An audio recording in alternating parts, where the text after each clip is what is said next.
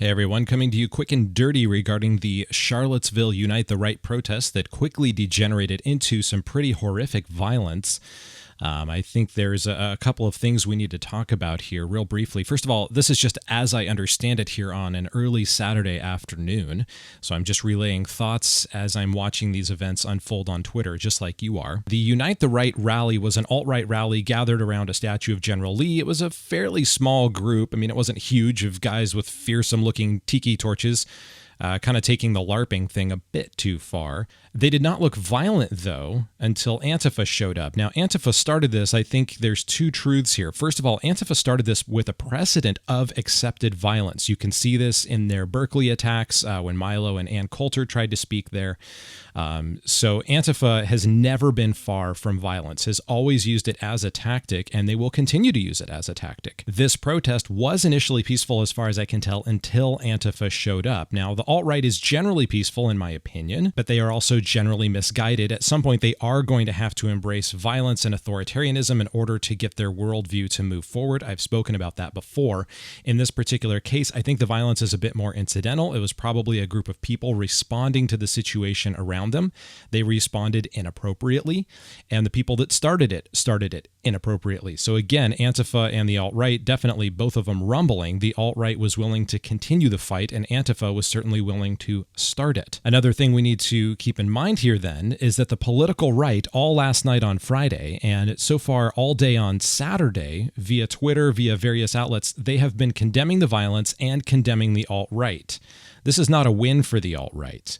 Paul Ryan has spoken out against this, so has the GOP official Twitter. Plenty of my conservative friends and people that I follow on Twitter have been condemning the alt-right and condemning the violence. This is rather ironic. Yes, the alt-right did manage to hashtag Unite the Right. Well done, guys. We are united, and we are united against you. So yes, the alt-right managed to unite the right, not at all in the way they intended. The problem is, though, however, as much as the right has been condemning and conservatives condemning the alt-right for this violence, the left is not condemning Antifa for violence and never really has.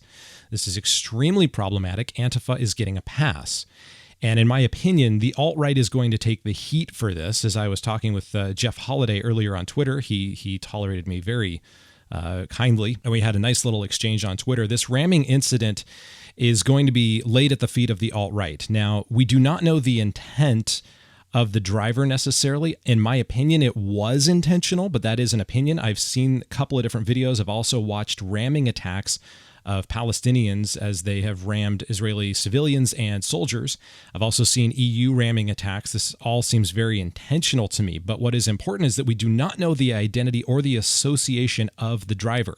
He could have thought he was ramming the alt-right, or he could have thought that he was ramming the Antifa group. We do not know.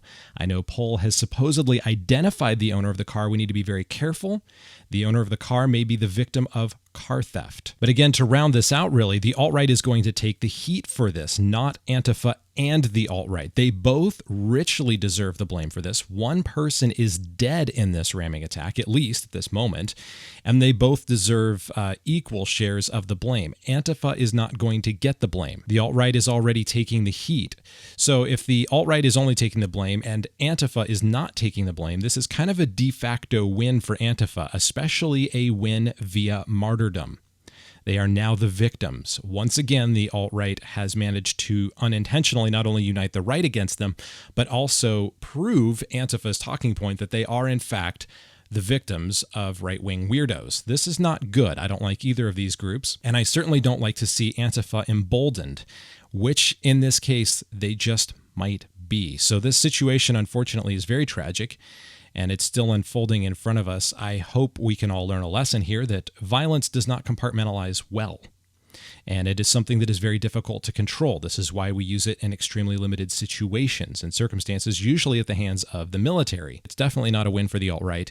Could be a de facto win for Antifa. Not sure yet. I hope that we can rein in the extremists on either side, and one of the best ways to do that is for everyone to abhor, condemn, and reject not only violence, but the use of identity politics as a core piece of ideology for any political system. Either way, this is a sad and a very unfortunate situation.